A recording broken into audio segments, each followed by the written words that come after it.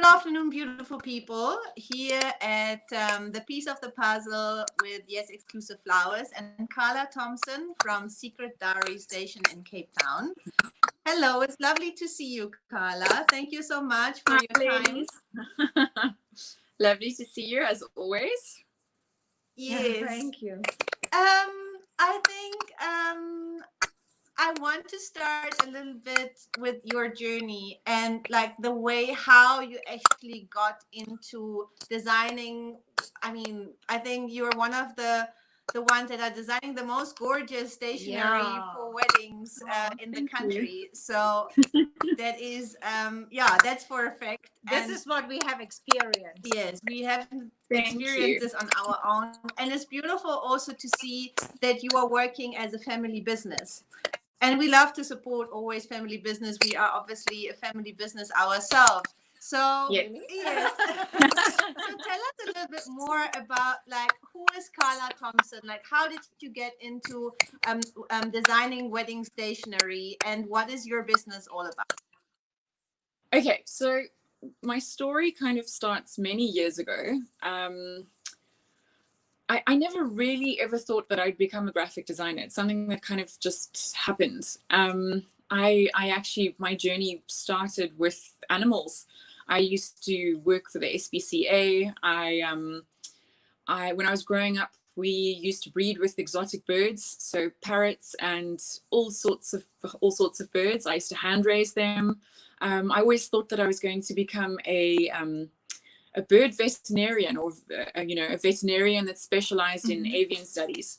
So that was really my career path. I never, graphic design was never really something that I ever thought I'd end up doing. And then very few people know this, but I got married.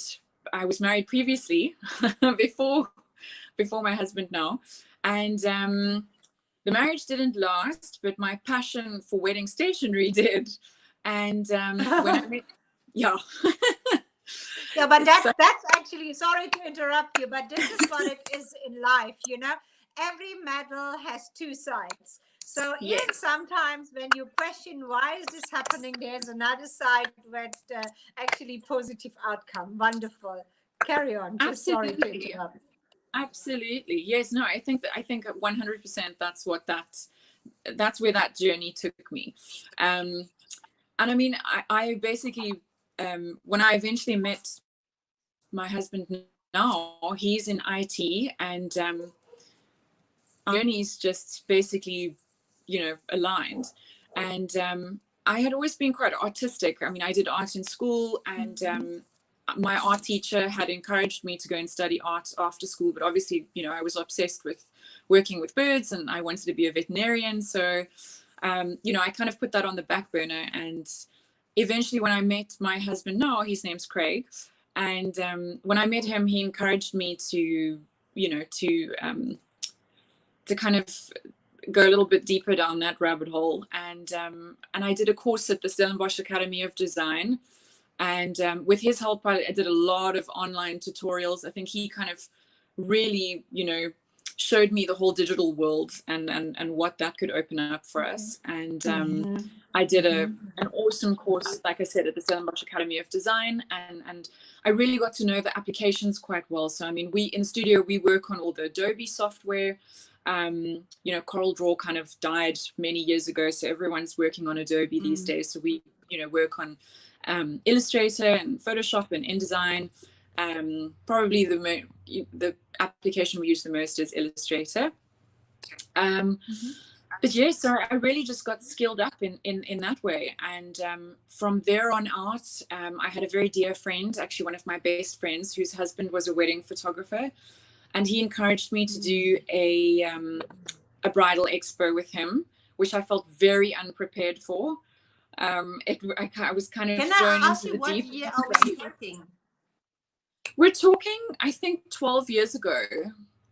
Wow. Goodness, yeah, 12 years ago, pretty much.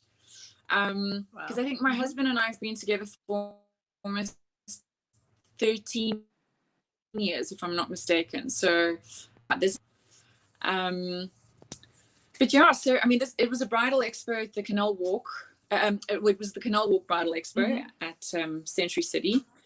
And it was quite interesting because at the time I was still working. I worked for a corporate company, and I was not really banking on quitting my job anytime soon.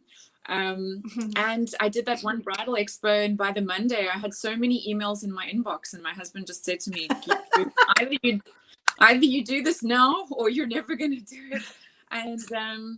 And he kind of gave me the little push to, you know, go out on my own and do it. And we registered Secret Diary, and it's quite an interesting story how it's called Secret Diary. But yes. when I wanted to ask, actually, yes, when I did art in sorry, my cat's walking past my phone. No problem. No. Can you see a face or yeah, I can't walk, yeah. A secret face or diary a catwalk. tail? Yes, still a big animal lover. But the reason that we're called Secret Diary is because when I was in matric, you know, grade 12, we had these visual diaries that we had to keep as part of our matric year. And I had compiled so many ideas and just, you know, inspirational bits and pieces in those visual diaries over the years. And I'd kept them from matric. And by the time we were sitting down deciding on a name, I think my husband had said to me, why don't you grab those secret diaries of yours? You know, because they were kind of like my secret diaries that I kept all my little hopes and dreams in. So yeah, that's kind of how it ended up. And I said, Secret Diary, that sounds interesting.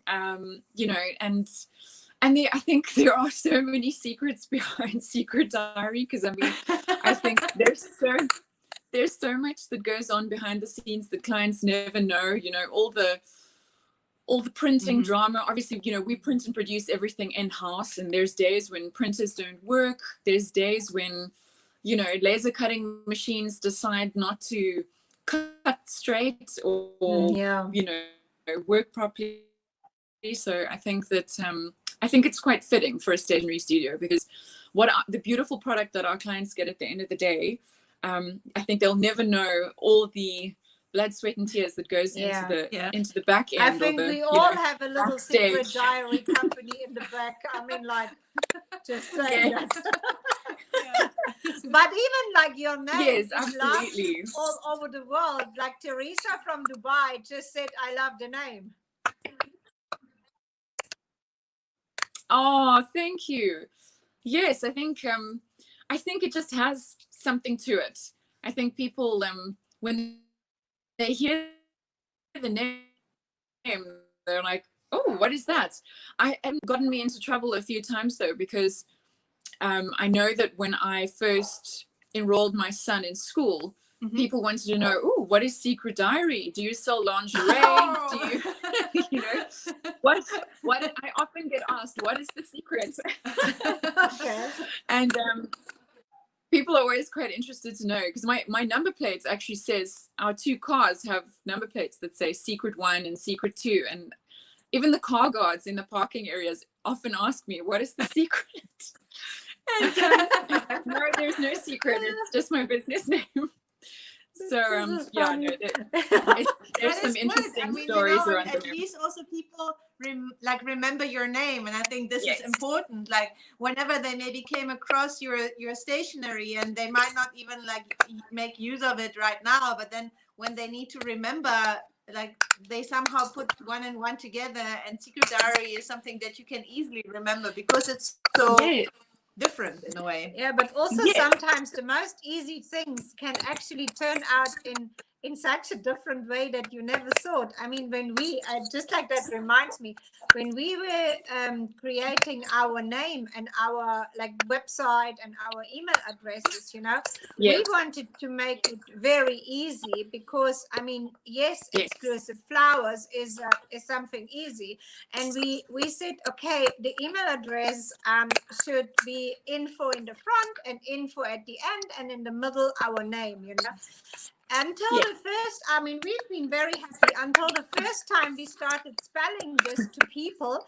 So the first thing in South Africa, info is very unknown. You know, like they all ask like info, Yes, not .co.za. That was the first absolutely. confusion. And then when I said info at yes, and then they said yes, and I said yes, and then you know, that people didn't got it actually. That I mean yes, they have to write yes down. So It's like a reconfirmation, yeah. I guess. I'm Yeah. like, no, Oh but my yes. goodness. For us it was so easy, but it turns out like this is a little a little obstacle like that we created. But yeah, just carry on. I mean, that was just a little joke from this side. Oh. So I mean, in terms of the rest of our journey, goodness, I mean, I think where I left off now is actually really just the beginning. I mean, I started designing on my own at first, and I was doing all the design and production myself. And then I very quickly realized that that wasn't going to work because we had so many people interested in what we were offering. And I employed my very first employee was a lady to help me with production. And she was a lovely girl that was straight out of school and very creative. And yeah, she ended up being my right-hand lady. She was absolutely lovely. I still keep in touch with her today. And I mean, after that, we employed another designer and then another designer after that. And so the studio grew. And I started off working from home. And from there on out, we grew out of my home and into a beautiful 550 square meter studio, which was close to Tiger Valley Shopping Centre. Yeah, no, it was massive. We were close to Tiger Valley Shopping Centre here in Cape Town, in a little street called High Street. And that was amazing. It was our very first official premises. Sorry, there goes my cat again. No, it's all good. This is life, you know, like that's how it is. Yes, absolutely. He's always here when I'm sitting designing, so he's very much part of the process. But in any case, we kind of grew into the big studio. Eventually, we were a team of I think almost 30, and we had all our own. Well, we still have all our own machinery. Digital printers, fine art printers. We invested in a letterpress printing machine, which took almost 2 to 3 years to be built. We had it custom built for us with parts from all over Europe because those machines are vintage now. They're not manufactured anymore. Then we kind of grew a little bit further and we added a foiling attachment onto our machine. And at first we were able to foil, small surface areas. And then we had a custom A4 size heating plate built onto our machines. Very interesting. Those machines, like I said, are from the late 1800s. So they're antiques. So, it's not about just buying attachments for them. You've got to actually have them made, and you've got to find the right companies and engineers in order to actually make those attachments and, little bits and pieces that you need for the machine. From there on out, we carried on growing. We added more machinery, more laser cutting machines, and more printers, more die cutting capacity and so forth, because we obviously make packaging as well. And so we grew. And our journey took us to the end of our lease agreement in those premises. And that's when things really, the digital era kind of took off. And we realized that we didn't need such massive premises anymore because most of the work we were doing was online. And at that stage, the building was sold to new landlords, and we decided to move to smaller, more kind of compact premises because the space really was too much for us at that stage. We had a small 500 square meter is that's a lot. quite a lot. Yeah. I mean, when you think it's for stationery and packaging, still it is quite a huge, it's space. A big space. Absolutely. And the number of brides that were coming in to see us, was diminishing because we were dealing with so many of them online, and obviously we were dealing with more international brides as well. So I'd say at that stage it was maybe 50% local brides and 50% international brides. So we really didn't need to have almost 300 square meters of showroom space anymore. So we moved to smaller premises, which were about 350 squares at that point. We still had a big staff complement of 30 staff members, and things just, you know, things were going incredibly well. And then I became a mom, and life kind of changed for me at that point in time. I'd you know, we'd battled with fertility for so many years, and eventually when I had my son, you know, priorities changed, and I needed to reassess things. And at the same time, our online store was booming. You know, online was really the way to go. So I made the hard decision.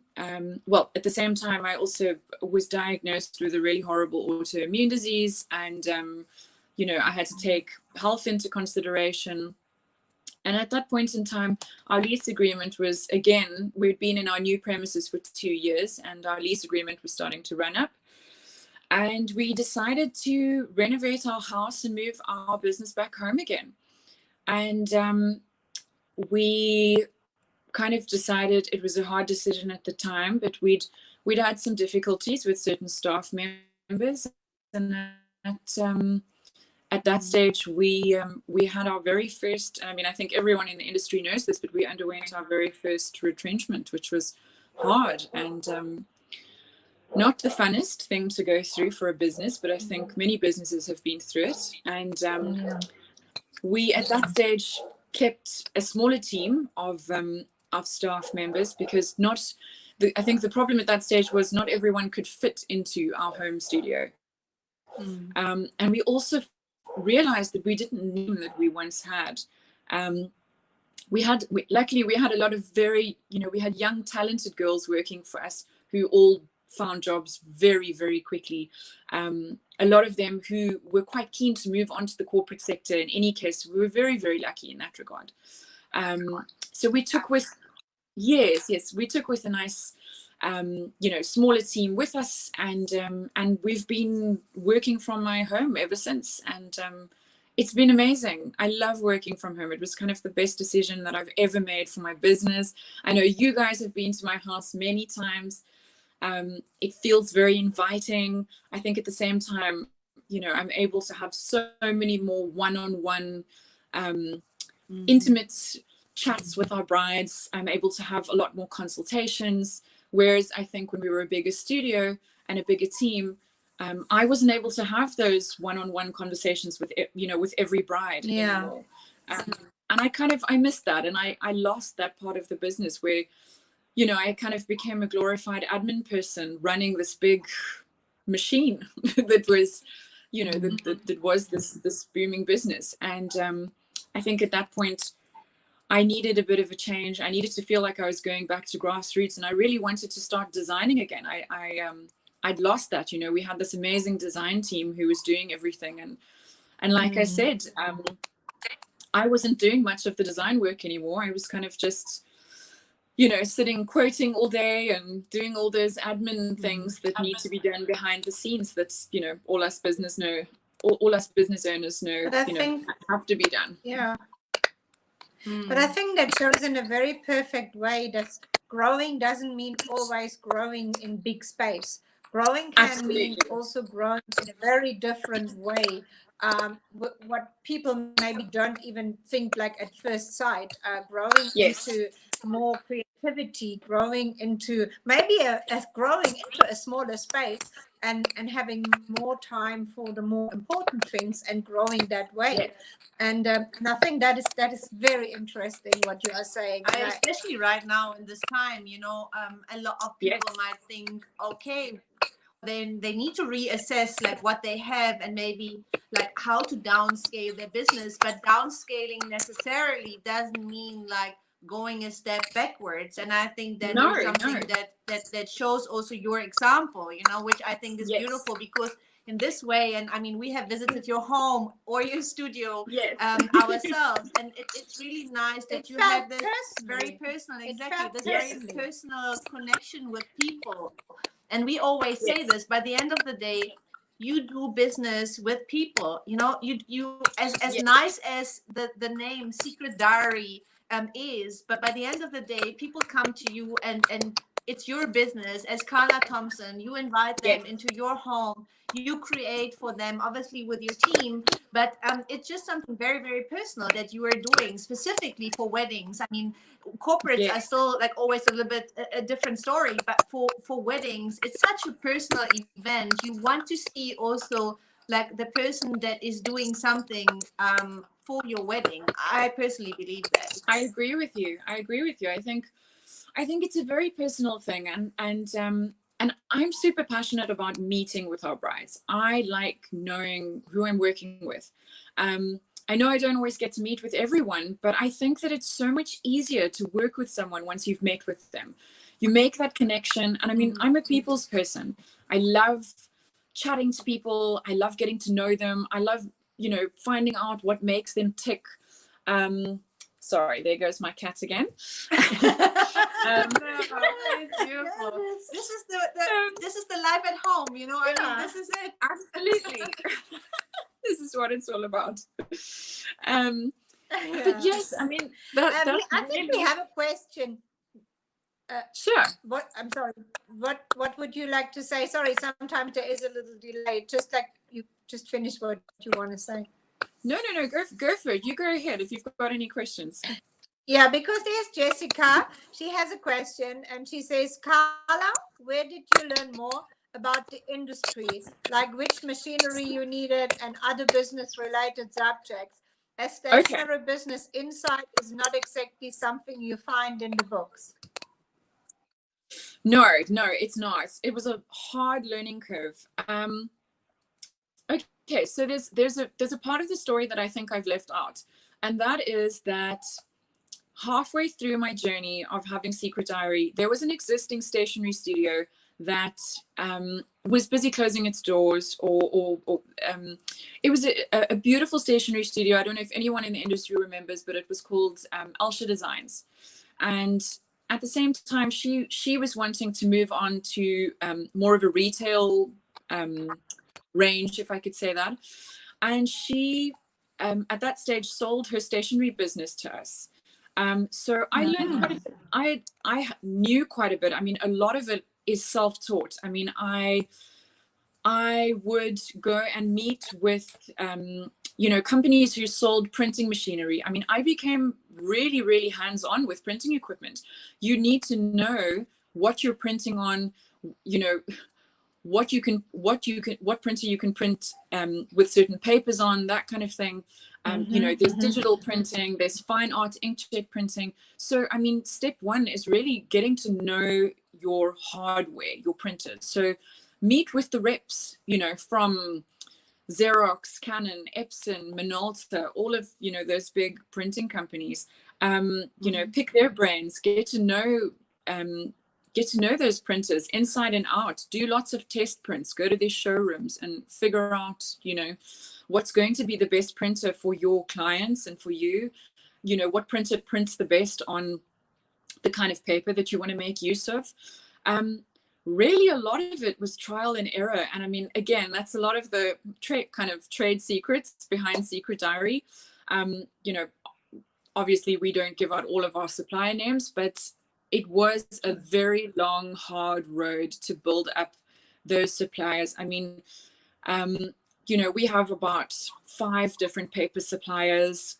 We have a fantastic relationship with one of the biggest paper suppliers in that they bring in special paper just for us. And I'm quite big on that. I'm quite big on being different from everyone else. I like to have paper that no one else has. I like to have little embellishments and paper clips and things that I import in especially. So a lot of it was, chatting with importing agents, finding international suppliers, importing them in, building relationships with local suppliers and having them produce special things that were just for Secret Diary. Whether it's wax seals, and we have our own unique range of wax that really only gets produced just for us, and it's tricky because with that sort of thing comes the legal side of things, and people don't know that with having a stationery business, is that you need to copyright things. You need to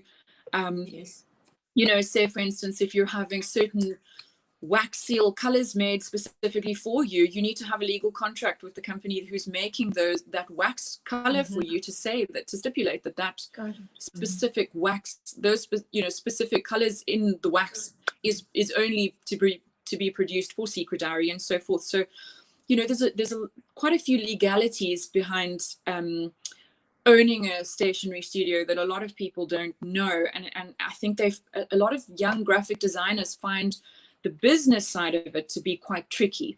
Paying tax, paying VAT, registering copyrights and all kinds of things on your work, drawing up contracts for your clients, having a good set of terms and conditions so that you're protected and also the client knows what they're getting. Yes. So there's quite a big business aspect behind it that is a lot bigger than just being a fantastic graphic designer. So to answer that, I think that's the difference between like being creative and being an entrepreneur. I think that is like a lot of people think you can just like go all out, like with creativity, and obviously people buy into that. But you have to have a business structure, and you have to have obviously all those frameworks around in the right position to also protect your business. But Carla, what you definitely have is a huge fan community, because Hele said Secret Diary is the best. Yeah. Oh, thank you. I think Hele is one of my designers. No, then obviously. So she's biased. No, but we believe it anyway. No, I know that you do fantastic work, and I think everyone that hasn't seen it so far, tell them how they can have a look into your designs. Where can they find more about your business? Okay, so firstly, our website gets updated daily. If not daily, then every 2 or 3 days, I'm adding new work. I'm constantly photographing new work. We're constantly producing new work, not just for clients, but just as inspiration. So our Instagram page is amazing. You can find us at, our Instagram handle is @SecretDiaryStationery.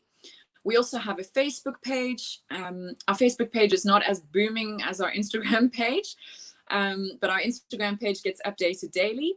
And then, like I said, our website gets updated, I'd say, if not every day, then every 2 to 3 days, at worst once a week. We add new things. We've got categories for everything on our website. So, there's an invitation category, menus, seating plans, place cards, table numbers, menus, all the wedding and event stationery goodies that one would need. But if there's anything that anyone wants to know, they can email me either at info@secretdiary or at carla@secretdiary.com. And I know you. And I'm really open to chat anytime. No, carry on. It is a little bit of delay. Sorry, I think you were asking a question. No. I wanted just to say, no problem. You go first. You do also an amazing job by taking your photographs, your flat lays. This is very, very special and very unique, and I'm very happy that you are using also our flowers for that. So thank you so much. I very much appreciate it. And maybe I just got the idea. We got blue peonies. Maybe you have something in blue for the next week. So I would love to actually get you some of the blue peonies. Yeah, just came to my mind. I do. I think this is. Yeah. Okay. Let's talk about after that. I think and we can make a plan for this. But I think this is also very unique, and that gives the people or your clients also the idea and the feeling how much you are in detail. Absolutely. We really are a studio of intense detail. I think that's what people don't really know, is how much work goes into creating stationery. It's one of the toughest part of the event industry. Printing an invitation is, I'm going to take you through the process. It really is quite tricky. You basically design something, you work with clients for weeks, if not months on end. Once your client has signed off, you then set up your designs for print. You then do a test print, hoping that the colors are going to come out as your client has seen them on screen. It's never going to be exactly as it is on screen. Unfortunately, that is just the world of digital printing. Screen to print is never going to be exactly the same.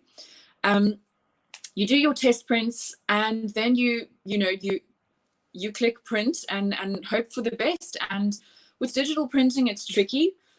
You might have 3 or 4 great prints, and then you might have 5 or 6 dud prints that come out, for some odd reason, they just don't work. So, when you're in stationery and you're printing your own work, what clients don't know is that there's a very big amount of duds, if I can say that. And I mean, you guys would know this with flowers. When you're putting together bunches of flowers, out of every couple of bunches of flowers, there's some that you're just never going to use for a wedding. They just get, put aside or thrown in the bin or, whatnot, if they're not perfect to be used at the wedding. So we're exactly the same. For every 20 invitations that we print, there might be 10 that go in the bin. So all that sort of thing gets factored into printing invitations. When you're letterpressing or foiling invitations, we have what we call a make-ready process, which, sometimes up to 30 or 40 invitations are printed first to get the alignment right and to get the print absolutely perfect before we start actually producing the invitations that the client would then receive. The same with laser cutting. Laser cutting often has burn marks. So, again, we would have 10, 20, 30, sometimes 40, pieces of stationery that go straight into the bin before, and the client would never, ever know about that. Those are all the little snaggy things behind the scenes, and then printers that just don't comply with you, printers that break down when you're in the middle of a printing job and the print job is going up the next day and you have to call technicians in, and every one of our machines has a different technician. The digital printer, the digital printers have their technician. The fine art inkjet printers has their technician, because that's a completely different technology. Our 2 laser cutting machines have their own technicians. The letterpress and foiling machine, they have engineers that need to come in, and all those guys need to be booked. And some weeks it feels like at any given time there's one machine that's just not complying with us. So it's tough. It's never just sunshine and roses here. And I think that any graphic designer who has ever come to work for us would know that and see that it isn't, producing stationery is tough. Like we were saying 2 minutes ago, it's not just about being creative. It's not just about, being a graphic designer and buying a printer and then, put home and, having a willing client who's willing to purchase it. It's about producing quality, and with that quality control comes a lot of blood, sweat and tears, a lot of late nights, a lot of behind the scenes drama and running around and just the general perks of owning a business. But you know what? I love what I do, and I can't imagine doing anything else. One can hear that, Carla. One can hear that. Thank you. The way how you talk about your business is just like you talk about your husband. Yes, absolutely. Or your and son or whatever. My husband knows. Whoever you love most. I think he knows that him and the business are right up there on the same level. I think sometimes there are moments when he feels like he comes second to some of my brides, but it's all part of the journey. He brought you to the business, so he must love you also much more than the business itself. So absolutely. No, he's amazing. He's super supportive. I wouldn't be able to do what I do without him. He's, like I said, he's in IT, so he built all the amazing behind the scenes systems that we use. I mean, we have really sophisticated project management and client management systems that we work on. My husband works for Santam, and he's built helped build all of those systems for Santam as well. So, we're working on a lot of stuff. You have a little secret that calls your little Santam at home. Yes, exactly. Secret IT. Yes, we're currently building a new website. website for our flower business, I know exactly how much like effort and time it actually costs to build something like from scratch in the digital world, you know. So just to have even the back end, not even the front end, the way how we need it, in order for our also processes to be reflected in a way that makes sense for everyone involved. So it is a huge help if it's right, but it also is a huge investment or a lot of time that needs to go into it before it's done. It's like right. So yes, absolutely. It's a never-ending story for us. I mean, I think my husband's constantly working on better ways that we can improve things. I mean, I know that we're busy integrating an SMS system into things at the moment, you know, so that our brides can get constant updates as to, you know, where we're at with things. But yes, I don't think I'd be able to do what I do without having the project management software that we have. And I mean, I know a lot of people have asked me what the software is. Unfortunately, it was custom built for us, so it's not something that someone can use online. You know, and like that other lady was saying a couple of minutes ago, you know, there isn't a textbook or you know, a YouTube channel that you can go to where it teaches you how to run a stationery business, or how to, you know, or what tools we use and that kind of thing. It really is something that you just learn. Like pioneering work, right? Sorry, say again. It's like pioneering work. Absolutely, absolutely. I mean, that's how I felt when I started Secret Diary. I felt like, you know, I was kind of pioneering the way as I went. Everything was a learning curve.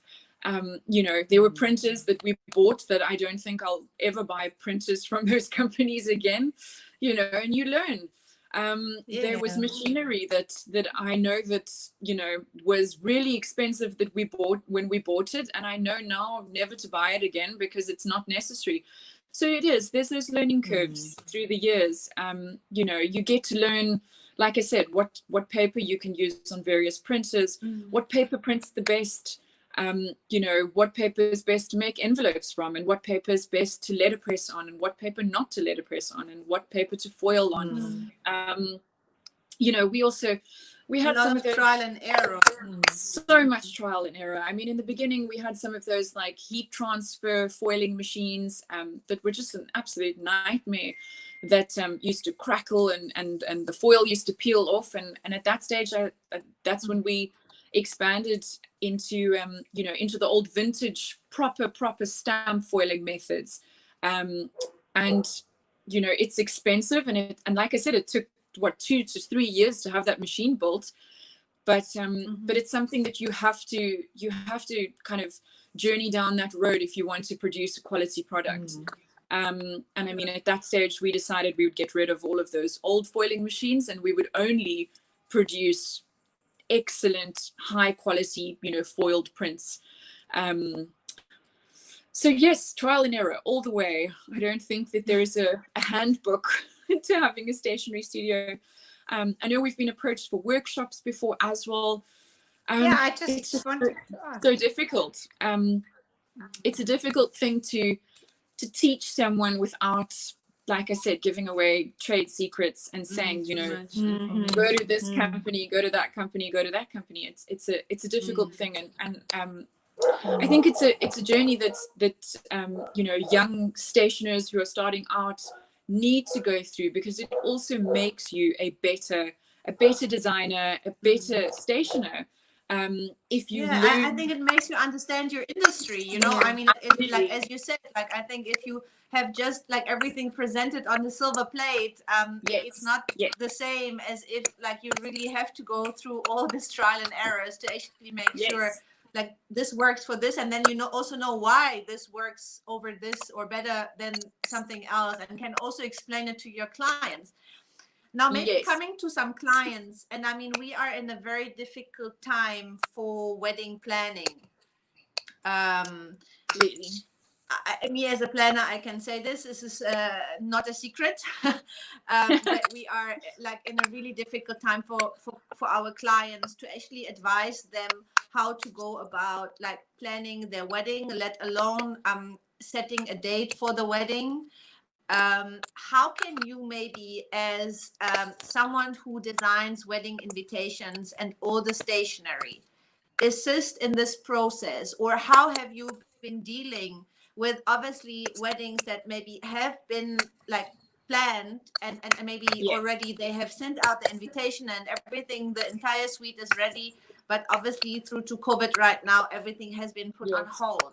So what is it maybe that you can either, like, for planners or for clients who say they want to get married or they have a date in mind, they don't know whether this date is actually realistic?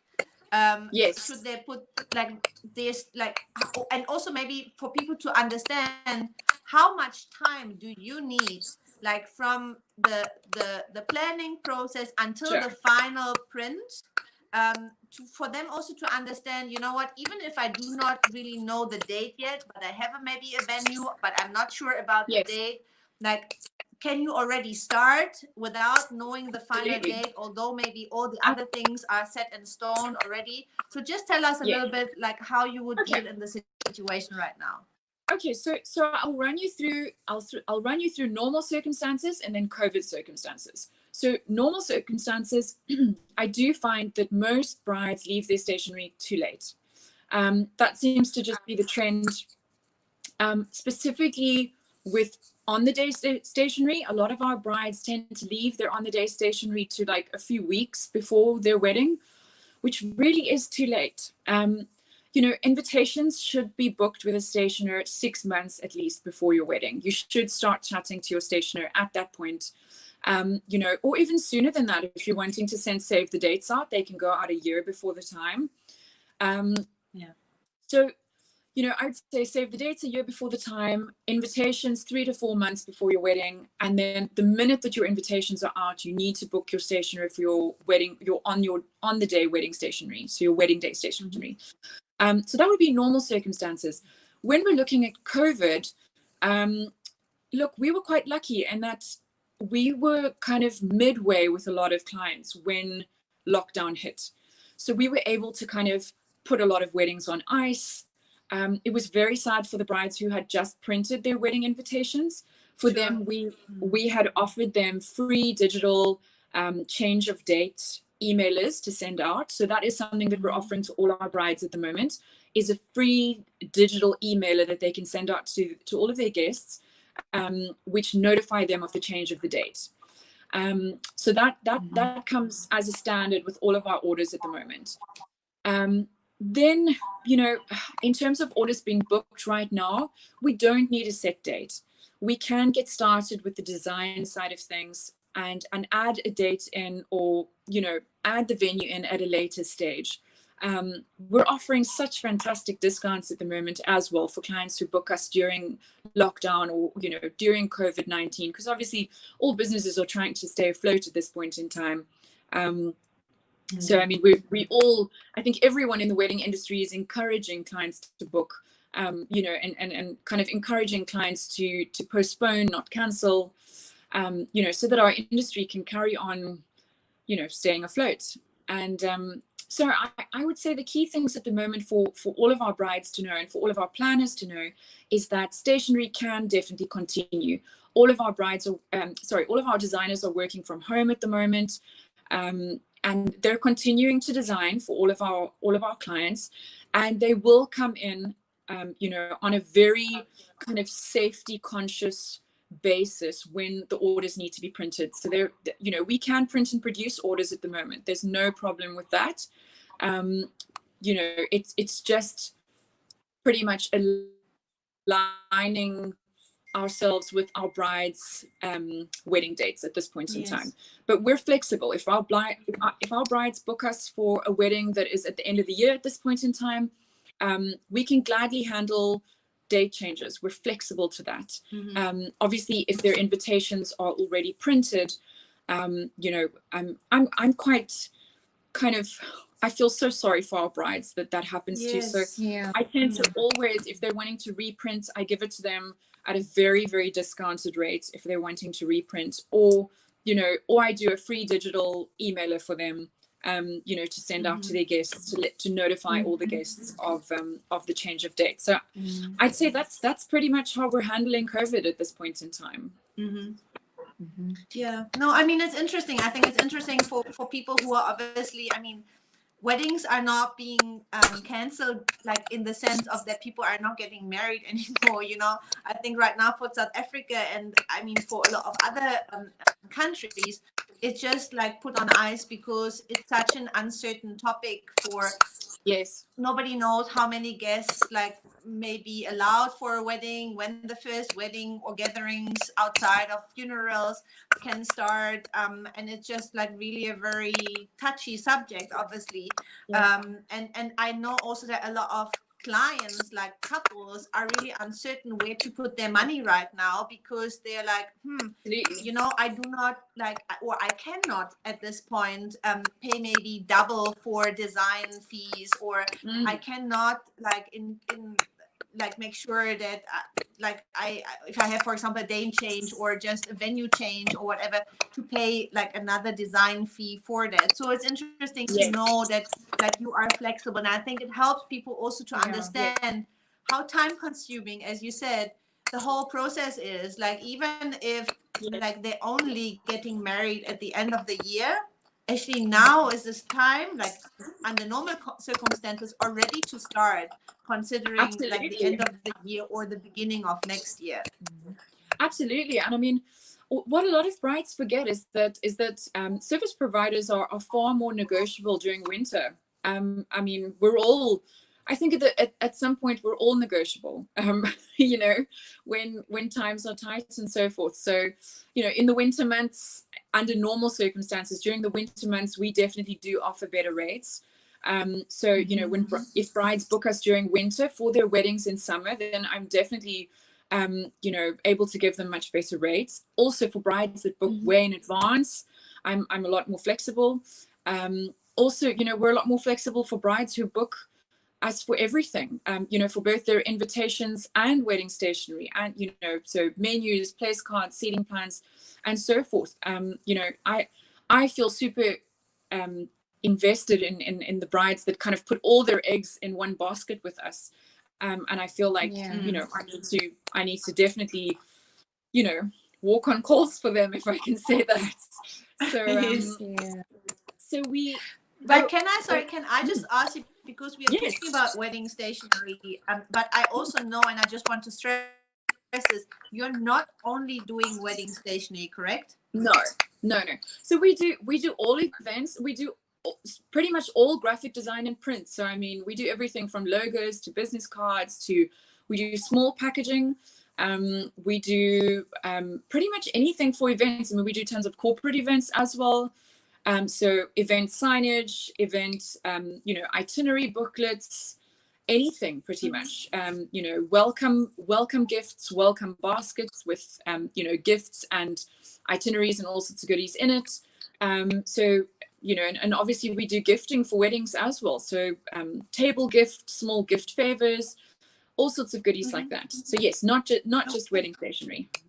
Yeah. Where do you see the trend going? And I mean, let's like maybe finish this conversation with positive things as well. But I also think you have some of your wonderful work with you, isn't it? Yes, I do have some of my goodies here next to me. So we definitely want to see. Yes, we definitely want to see what you have, but also like just tell us a little bit. Like, I mean, obviously this season is difficult, and I think also for like inspiration from like the States or the UK is going to be difficult, because they are in the same situation, and for them right now it's peak season, which usually is, I think, an indicator for what is coming like to us for weddings. But what do you foresee, like what do you think are trends for wedding stationery for the next season? I definitely think that the trends are going one of two ways. I think floral is still really big, which, I mean, I'm sure you guys would love, because that's your avenue as well. Yes. So you know, our biggest requests are still for floral-based stationery. Lots of botanicals, lots of watercolor florals. Those are still a very big trend. Boxed invitations are still vibing big time at the moment. So our tassel boxed invitations are a big hit. Acrylic invitations, I get tons of inquiries for acrylic invitations every day. And then I would say the other side of the scale is very, very simplistic stationery. So very modern, very clean, very minimalistic stationery. So focusing on, you know, very, very quality papers, on good, you know, print, how can I say, like quality print finishes, like letterpress printing and foiling and so forth. And maybe even just good old digital printing, but on very, very, like, how can I say, on very thick quality cardstocks, you know, maybe even with torn decal edges, beautiful envelopes, envelope liners, wax seals, maybe even bringing in a silk ribbon. So satin is kind of falling by the wayside at the moment, but silk ribbon is really, really big at the moment. Obviously a lot more expensive, but very, very worth it because it's absolutely beautiful. Yeah. Yes, so that's pretty much where the trends are at right now. I mean, I can show you some of our beautiful work. Yes, please. Definitely. I'm going to enlarge your picture a little bit. Thanks. So you can just show it in the camera. So I unfortunately have to run shortly because our new puppy has just arrived and he's traveled all the way from PE. So I'm going to show a quick little, show a quick little view of some of our beautiful new envelopes. Oh, yes. Yeah, more on the other side. Yeah. Beautiful florals. Yes. And this way. As you can see, there we go. So I don't know if you can see that. Yes. Wow, that looks amazing. Just one moment. Beautiful wax seals, so nice, beautiful colors. I think the color rose gold, I think followed it on your Instagram or somewhere I have read it. That's beautiful. This is like you have a rose gold color that is really also just specially made for you, right? Yes, we do. Sorry, ladies, sorry to cut the video short. No I'm sorry. problem. There's someone knocking on my door, and it's the delivery guys that have brought my new puppy all the way from Port Elizabeth. So I'm gonna have to run. Thank you so much. I'm so sorry. Thank you. I'm quite keen what the cat will say to the new puppy. Yes, I'm very, very Thank keen. you so I'm much, so Eva. sorry to cut the video short. Thank you. It's lovely to chat with you. All the very best. Okay, great. Bye-bye. Thanks, Thank you. ladies. Bye. Cheers. Bye-bye. Bye. Bye.